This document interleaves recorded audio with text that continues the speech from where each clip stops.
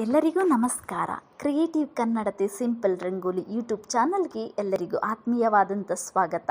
ಇಂದು ರಂಗೋಲಿಯ ಜೊತೆಗೆ ಸಂಧ್ಯಾರಾಗ ಕಾದಂಬರಿಯ ಮುಂದಿನ ಅಧ್ಯಾಯವನ್ನು ನೋಡೋಣ ಬನ್ನಿ. ಮಾತೃ ಪ್ರೇಮದ ಭಾವಸೆಳೆತಕ್ಕೆ ಸಿಕ್ಕಿದ ಕರ್ಣ ಹಸಾದವೆಂದನು, ಬೀಳುಕೊಂಡನು. ಬಂದರ ಮನೆಗೆ ಕರ್ಣ ನೀನು ಕೆಟ್ಟೆಯಪ್ಪ ಎಂದು ರಾಯರು ಚೀರಿದರು.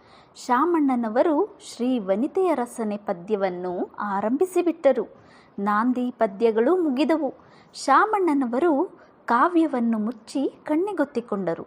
ರಾಯರು ಕಣ್ಣೀರನ್ನು ನಿವಾರಿಸಿಕೊಳ್ಳುತ್ತಾ ನಶ್ಯದ ಡಬ್ಬಿಗೆ ಕೈ ಹಾಕಿದರು. ಮಾತನ್ನಾರಂಭಿಸಲು ಯಾರಿಗೂ ಧೈರ್ಯವಿಲ್ಲ. ಅಲ್ಲಿ ಇನ್ನೂ ಕುಂತಿ, ಕರ್ಣ, ಕೃಷ್ಣರು ಇದ್ದಂತೆ ಭಾಸವಾಗಿತ್ತು.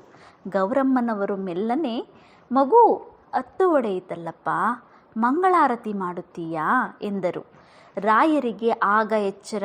ಆಗಲಮ್ಮ ಎಂದು ಎದ್ದರು. ಕೈಕಾಲು ಮುಖ ತೊಳೆದುಕೊಂಡು ಆಚಮನ ಮುಗಿಸಿ ಬರುವ ಹೊತ್ತಿಗೆ ಪೂಜಾ ದ್ರವ್ಯಗಳು ಸಿದ್ಧಪಡಿಸಲ್ಪಟ್ಟಿದ್ದವು.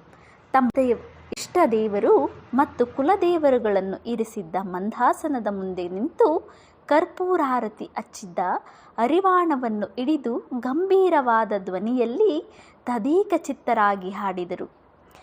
ಜ್ಯೋತಿ ಬೆಳಗುತ್ತಿದೆ ನಿತ್ಯಾನಂದ, ಜ್ಯೋತಿ ಬೆಳಗುತ್ತಿದೆ ತರಣಿ ಚಂದ ನಲತಾರ, ಮಿಂಚುಗಳೆಂಬ ಪರಿ ಬೆಳಕಿನ ಬಳಗಾವನೊಳಗೊಂಡು